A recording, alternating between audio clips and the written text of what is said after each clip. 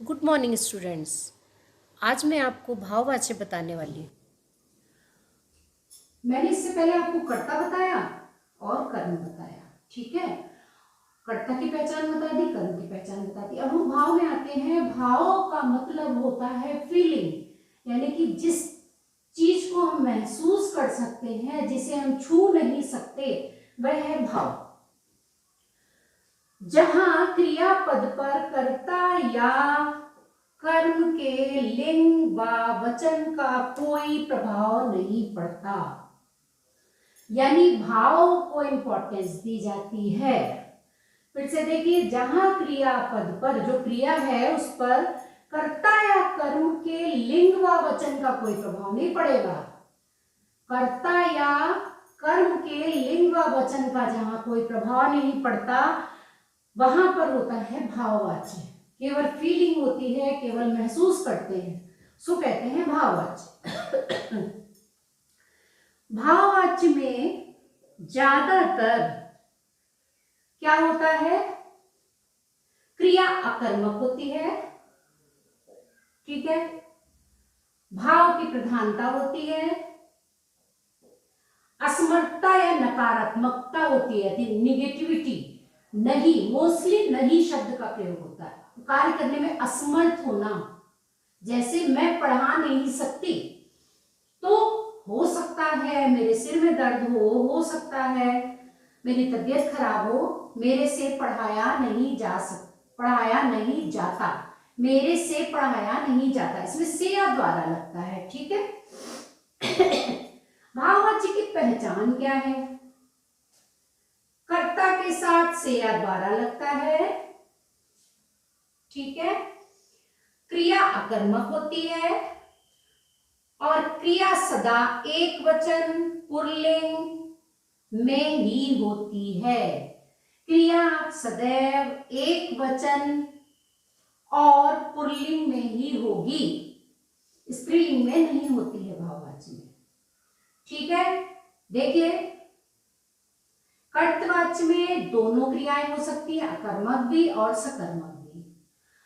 और कर्मवाच्य में ओनली सकर्मक क्रिया होती है, ठीक है। कर्म के साथ, नाम ही उसका कर्म है, नाम से पहचान जाइए। मैंने क्या कहा था, आप अपने शिक्षक खुद बनिए, यानी कि कर्ता कर्त, जैसे आपको नाम से पता चल रहा है कि कर्ता के लिए कहा जा रहा है, कर्ता की प्रधानता हो, ठीक है। अब भाव भी नाम से ही आपको पता चल रहा है। भाव क्या है? फीलिंग है। तो इतना आपको समझ में आ गया, भाव कहां पर होगा। अब हम आते हैं इसके एग्जाम्पल पर। जैसे मुझसे लिखा नहीं जाता। अब देखिए, यहां पर स्त्रीलिंग पुल्लिंग कुछ भी मेंशन नहीं। मुझसे कोई लड़का भी हो सकता है, ये नहीं लिखेंगे मुझसे लिखी नहीं जाती, नहीं, मुझसे लिखा नहीं जाता, या उससे पढ़ा नहीं जाता, या उससे खेला नहीं जाता, ठीक है। कोई भी रीजन हो सकता है। भाव यहां पर पता नहीं चल रहा है क्या है, तो ये होगा भाववाच्य। मोना से गाया नहीं जाता, हो सकता है मोना की तबीयत खराब हो सकता है मोना का गला खराब हो, ठीक है। या चिड़ियों से उड़ा नहीं जाता, ठीक है। तो यहां पर से या द्वारा लगता है, या कभी कभी इसका लोप भी होता है, समझने के लिए होता है, ठीक है। अब देखिए एक एग्जांपल, तीनों तरीके से फिर से बता रही हूं, पहले भी बताया है मैंने। जैसे राम पुस्तक पढ़ता है, ये क्या है? राम पुस्तक पढ़ता है, तो ये तो कर्म के साथ हो गया।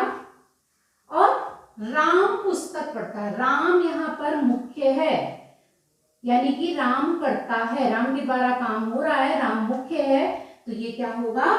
कर्तवाच्य, ठीक। फिर है राम से पुस्तक पढ़ी गई। राम से पुस्तक पढ़ी गई, यानी कि राम के द्वारा, तो यहां पर मुख्य काम क्या है? पुस्तक, ठीक। तो यहां होगा कर्मवाच्य। फिर राम के द्वारा पुस्तक पढ़ी जाती है, यहां पर क्या है? भाववाच्य, क्योंकि राम का मन हो रहा है पढ़ने का, उसकी फीलिंग जुड़ी हुई है यहां पर, ठीक है। ठीक है, अब समझ में आ गया। अब देखिए यहां तक कि आपको तीनों चीज बता दी। अब आते हैं हम वाच्य क्वेश्चन पे आते हैं। तो क्या क्वेश्चन होता है, निर्देशानुसार उत्तर दीजिए। यानी कि प्रश्न में जो भी निर्देश दिए गए हैं उसके अनुसार आपको उत्तर देना है।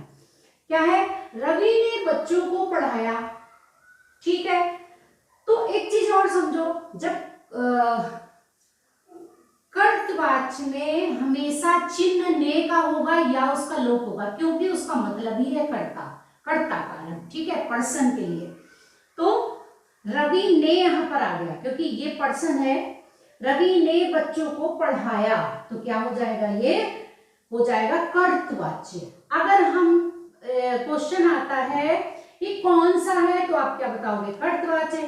अगर ये होता कि आप कर्म में इसको बदलिए, तो आप कर्म में बदलेंगे तो क्या कहेंगे, रवि के द्वारा बच्चों को पढ़ाया जाता है।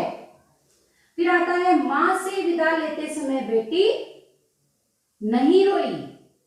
मां से विदा लेते समय बेटी नहीं रोई। यहां पर क्या है, यहां पर कर्त भी नहीं है और कर्म भी नहीं है। देखिए कोई भी कर्म नहीं हो रहा है।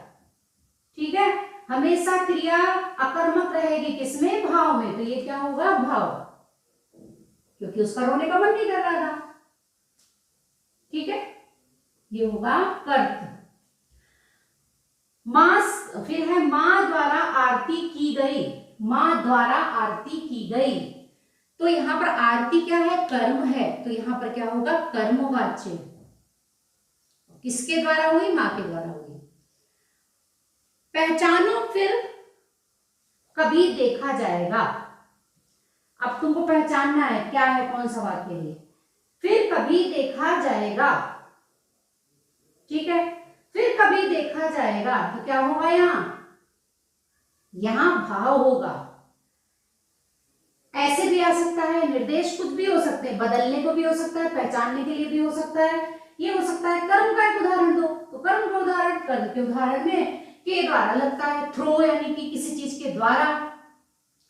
तो बच्चे पुस्तक से पढ़ते हैं या पुस्तक के द्वारा पढ़ते हैं। ठीक है, बच्चे आजकल ऑनलाइन पढ़ते हैं, कंप्यूटर के द्वारा पढ़ते हैं। ठीक है, लैपटॉप के द्वारा पढ़ते हैं। तो क्या होगा, द्वारा लग गया, तो क्या होगा, कर्म का उदाहरण हो जाएगा। अब आता है एक उदाहरण, तुम्हें क्या हुआ, तुम पढ़ नहीं सकते। तुम्हें क्या हुआ, तुम पढ़ नहीं सकते। ये क्या होगा, ये भी भाव होगा। आई होप आप लोगों को वाच्य समझ में आ गया होगा। अगर फिर भी आपकी कोई सलाह हो, कोई क्वेरी हो, तो आप प्लीज कमेंट्स बॉक्स में कमेंट्स करके पूछ लीजिएगा।